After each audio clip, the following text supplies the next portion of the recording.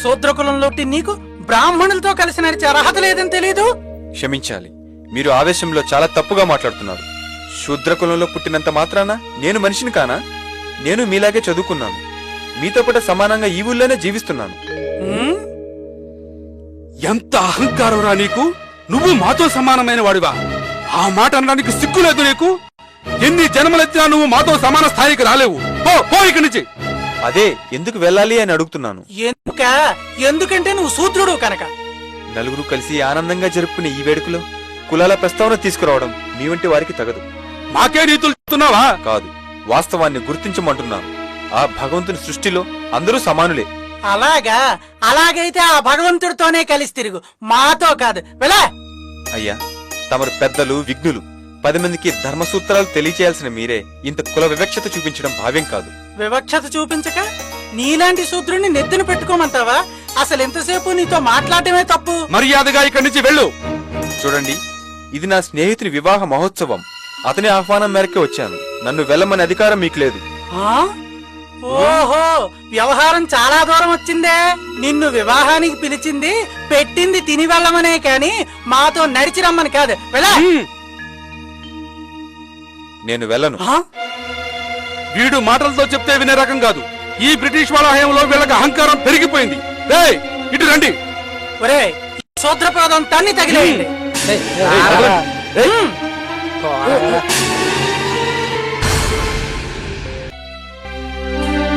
బాగున్నారా? మా బేసుగ్గానే ఉన్నా గాని నేను చెప్పిన దాని గురించి ఏం ఆలోచించావు? దేని గురించి? సావిత్రికి పిల్లలు పుట్టడం గురించి.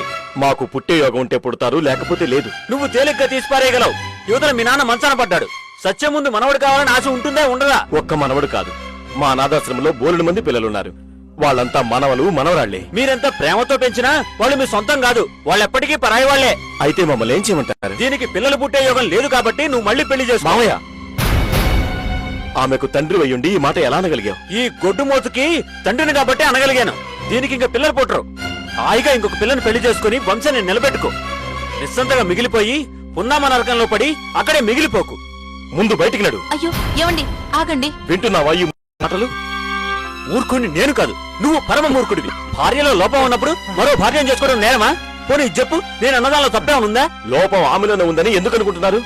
నాలో కూడా ఉండొచ్చు కదా. అప్పుడు సావిత్రిని మరొకరికిచ్చి పెళ్లి చేస్తారా? ఇంత ఘోరమైన మాటలు మాట్లాడడం నీ ముగుడి తప్ప మానవ మాత్రల వల్ల కాదే. ఇన్నాళ్ళు సమాజం, సమస్యలు, సంస్కరణలు లాంటి మాటలు చెప్పి నువ్వెన్ని తిక్క వేషాలు వేసినా నేను పన్నెత్తి మాటలు లేదు. ఆఖరికి నీ పిచ్చి ముదిరి భర్త బతికొనగానే భార్యకి మరో పెళ్లి ప్రస్తావన తెచ్చావంటే నువ్వు బాగుపడవు. ఇక్కడ అందరినీ బుకాయం చేసి గొప్పవాడి అయిపోవచ్చు. కానీ నీకక్కడ తప్పదేమనుకుంటున్నావో? మళ్ళీ మళ్ళీ చెప్తున్నాను, నీకక్కడ తప్పదు, తప్పించుకోలేవు. అయ్యో నాన్న.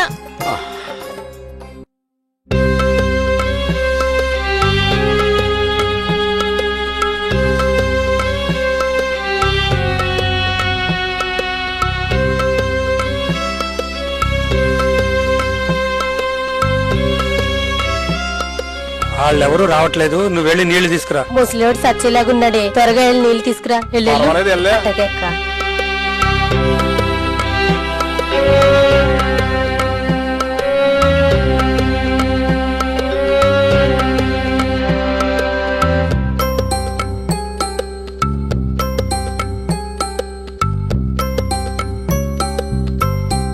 ఏయ్ ఆగవే, బుద్ధిందా నీకు?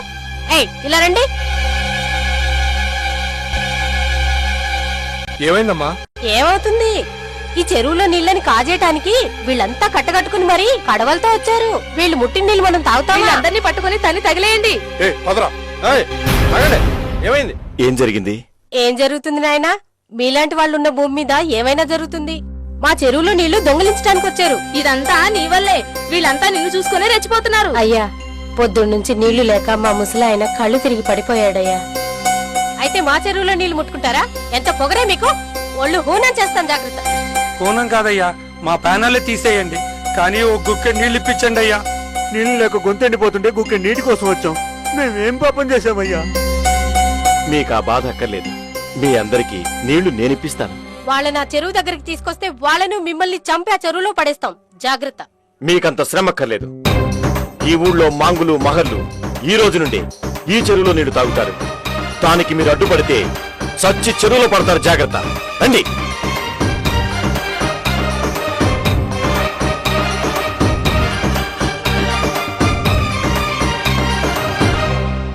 ఆ పులేగాన్ని చూస్తుంటే ఉగ్ర నరసింహుని చూసినట్టుగా ఉంది. గుండెలు దడదల్లాడుతున్నాయి. సత్యశోధక సమాజాన్ని స్థాపించి ఏడాపేడా మన మీద పుస్తకాలు రాసేస్తున్నాడు. వాడే పని మొదలుపెట్టినా మనల్ని నిందించడమే ధ్యేయంగా పెట్టుకున్నాడు.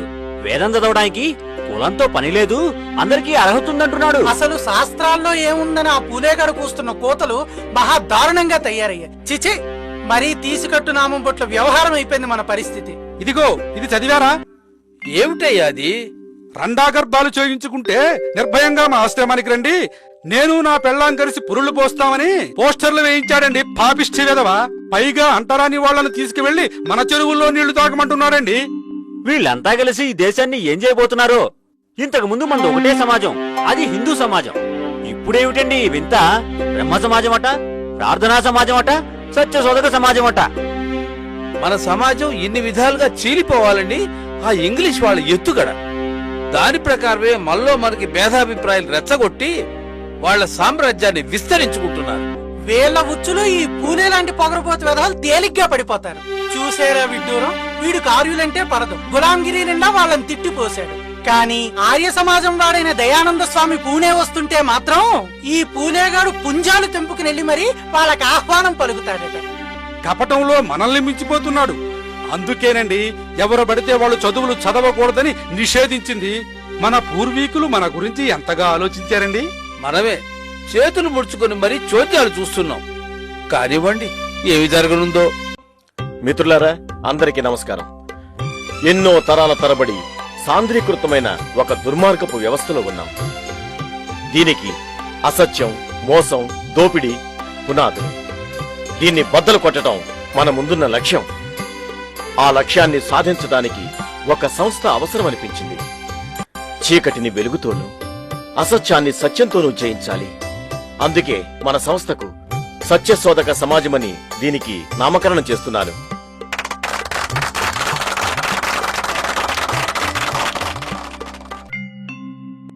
సత్యనిష్టతో ఈమెను నేను భార్యగా స్వీకరిస్తున్నాను.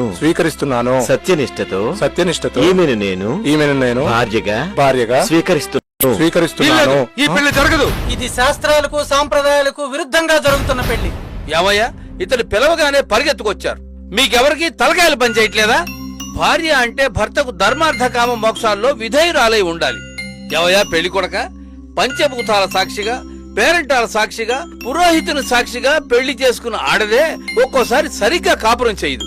అలాంటిది ఇవేమీ లేకుండా ఎవడో ఏదో చెప్పాడని ఈవిడ్ని పెళ్లి చేసుకుంటే ఆ తర్వాత నిన్ను వదిలిపెట్టి ఎవడితోనే వెళ్ళిపోతే ఏం చేస్తావు చెప్పు?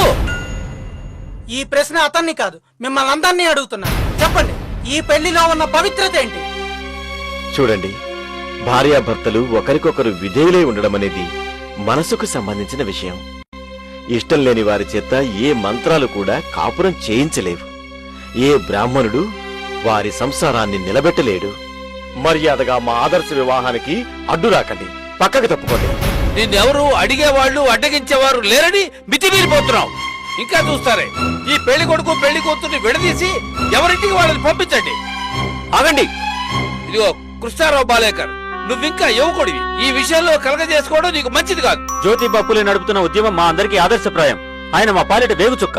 మీ కర్మ, మిమ్మల్ని అందరినీ తీసుకెళ్లి కిరస్తానీ మతంలో కలిపేస్తాడు. ఇతను ఇంగ్లీష్ వాళ్ళ ఏజెంట్.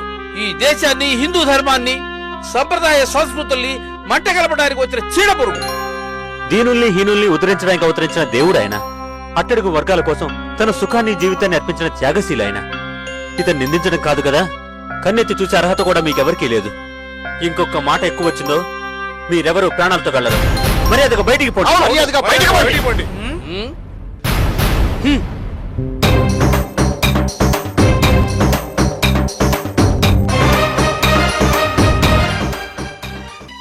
ఇక మీదట అలాంటి పనులు చేయొద్దని మా సంఘం వాళ్ళు నిర్ణయించారండి. ఎలాంటి పనులు ఏమిటి? అదేనండి, వితంతువులకు శివముండనం చేయకూడదని మా వాళ్ళందరం కలిసి నిర్ణయం తీసుకున్నామండి. అలా నిర్ణయం తీసుకోవడానికి మీకేం అధికారం ఉందిరా? అదేదో సాంఘిక దురాచారం అంట.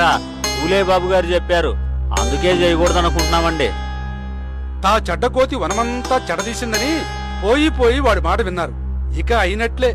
వాడేదో పని పాటు లేకుండా పిచ్చి పిచ్చి వాగుడు వాగుతుంటే అది నిజం అనుకుని మీరు పనులు మానేస్తారా? ఇంతకన్నా మూర్ఖత్వం మరోటి ఉంటుందా? చాలు కానీ వెళ్ళి పంచాడు. లేదండి, మా సంఘం వాళ్ళు మాట అంటే మాటే. ఇక ముందు ఇలాంటి పనులకు మమ్మల్ని పిలవకండి. యారోయ్, అంత ధైర్యంగా మాట్లాడుతున్నాం. మమ్మల్ని ఎదిరించి ఈ ఊళ్ళో బతుకుదామనే. ఏంటండి బెదిరిస్తున్నారు? ఈ ఊరేమన్నా మీ బాబుగారి సొత్తా?